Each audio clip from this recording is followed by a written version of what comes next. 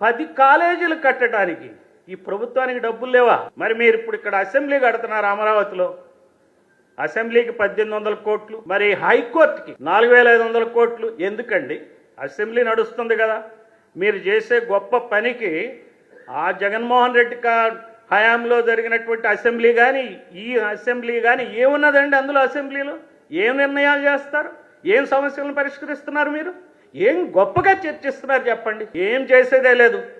అదొక తూతూ మంత్రం, ఏదో కాలక్షేపం.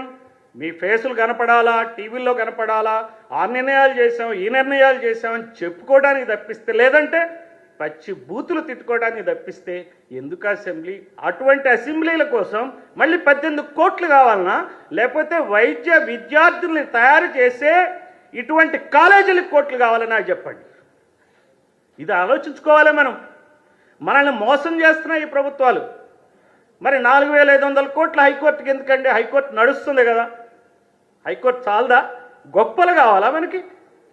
చెప్పులు పట్టుకుని డబ్బుల కోసం అడుక్కుంటూ ఇక్కడ గొప్పల కోసం ఐకానిక్ బిల్డింగ్స్ కడతారండి ఈ రాష్ట్రంలో. ఏం పాలనండి వీళ్ళు? చాలా తెలివిగల వాళ్ళ? వీళ్ళ పాలన గొప్ప పాలన? నాకు అర్థం కాదు. ఇది మనం గమనించాల.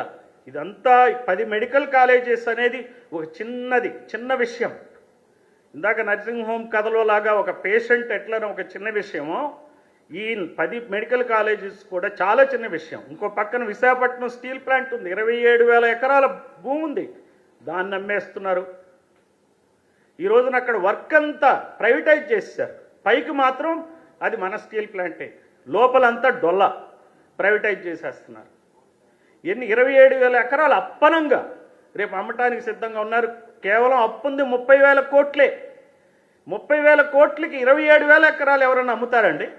నాకు అర్థం కాదు. మరి ప్రైవేట్ స్టీల్ ప్లాంట్లకి ఎంతంటే అంత వేవ్ చేస్తుంది ఈ ప్రభుత్వం. 45,000 కోట్లు ప్రైవేట్ స్టీల్ ప్లాంట్స్కి వేవ్ చేశారు.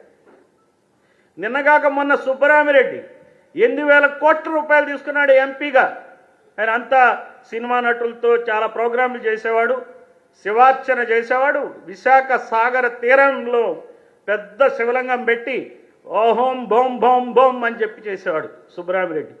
ఆయన 8,000 కోట్లు అప్పు తీసుకుంటే 5,400 కోట్లు ఈ బ్యాంకులు వేవ్ చేశాయి. ఏంటండి ఇది? ఏం పాలని చెప్పండి? ఎవరన్నా మాట్లాడుతున్నారా? ఎక్కడన్నా ఈ విషయం వస్తుందా? ఏ పేపర్ అన్నా రాస్తుందా? ఏ టీవీ అన్నా చూపిస్తుందా? మామూలు విషయాలను అయితే గంటకి మనకి అసలు బుర్ర బద్దలయ్యేంత వరకు చూపిస్తారు. అవి చూడలేక